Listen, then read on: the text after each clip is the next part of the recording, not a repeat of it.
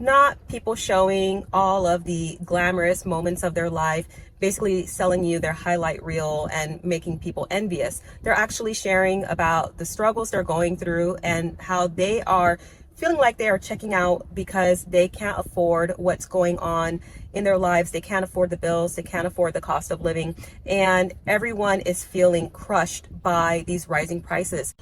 What's up, everybody? Let me get this stick together here. Here's a question I bet you didn't ask yourself, man. When you was doing that work and everything,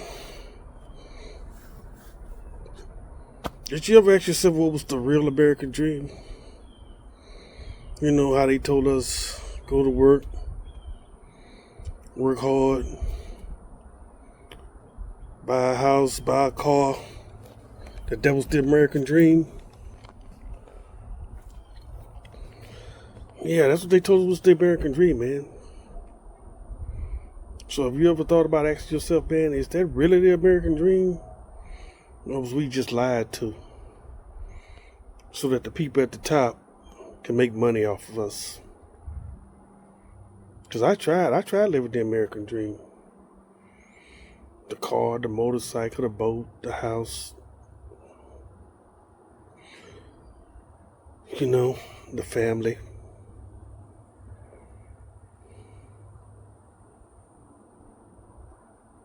What's the American dream, man? Because when you get to the end, you think, hey, I bought a house, man. Woo-hoo, I'm gonna get to travel, do all of this, do all of that when I retire, because everything paid off, you know. No, it don't work that way, guy. Don't work that way, man. That so-called American dream is really the American trap. It's the American trap, man, because you think, okay, I done paid everything off. I'm about to retire. I'm not going to have a lot of money, but I'll still be able to do things. Not in the trap. Because the bills never stop in the trap.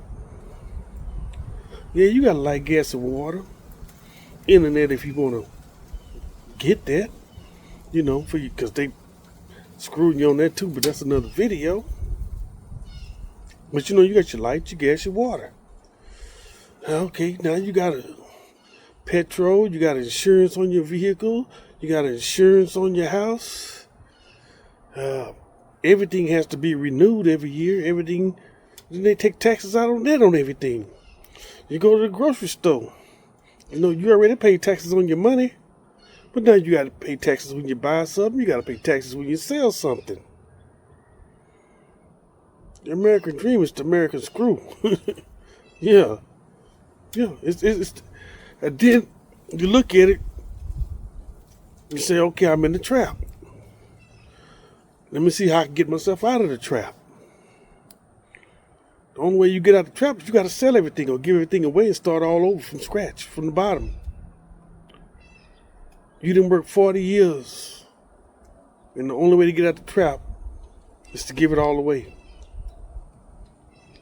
Because you know, and I know, when you start trying to sell, everybody wants to try to knock your price down. Yeah, some people put their heart into the stuff that they sell because it meant something to them. So they put their heart into it.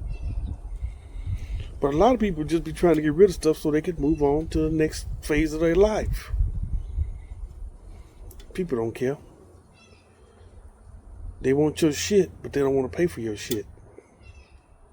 This is the American dream. This is America. That's my favorite saying. This is America. This is the true America. The one where they screw you all the goddamn time.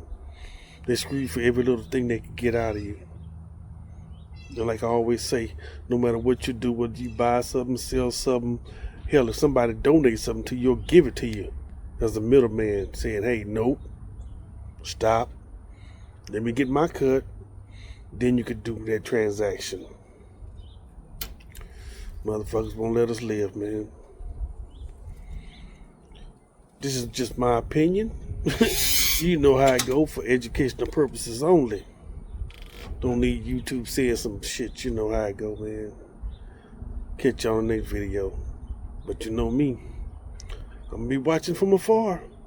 Affording anything. The American dream is dead. What the hell is everybody out there doing that they can afford all this stuff? With the cost of living and the cost of rent and the cost of food and like the cost of childcare and everything else, like how are people my age, like how am I always seeing people my age who are first time buyers? Like, is it that they've just been saving for like 20 years and have just been really, really savvy? Or is there something that I'm missing? I think it's possible that large portions of the United States will turn into slums. They're not here to help us. They're here to take all of your money. They want us fighting against each other along all of those lines. Because if we're doing that, we're not fighting against the billionaires who are the ones who are hoarding the wealth that we all need to live a dignified life in the 21st century. Do you know who relies on SNAP, really? It's not who the media tells you that it is. It's not some lazy moocher who's sitting on a couch watching daytime TV. And that is less than 1%. I believe it's 0.03% of all SNAP cases are actually found to be fraudulent. That's 3 out of 1,000. The people who make up the population of those who actually use SNAP are workers, children, veterans. It's a senior who paid into a system for 40 years and now cannot afford a can of soup. But here's the sick irony. Most SNAP recipients who are actually able to work do work. They're stocking shelves, cleaning hospitals, caring for your grandmother. They're making your food. They're essential workers until it's time to feed them, and then they're just a line that can be slashed off.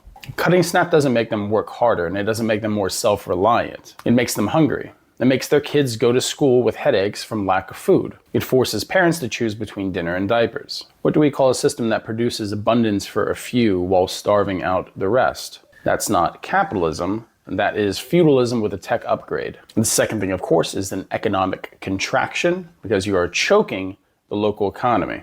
Here's what the politicians and pundits won't tell you. SNAP is one of the most effective economic stimulus programs ever invented because poor people don't hoard their economic benefits in offshore accounts. They don't buy stock buybacks. They don't funnel all of that into the Cayman Islands, into some shell company. They spend it immediately and, more importantly, locally. Grocery stores, farmers markets, convenience stores, and gas stations with a food aisle. Every $1 in SNAP benefits actually produces $1.50 to $1.80 in local economic activity. That's not a leftist theory. That is straight from the USDA and economists across the board.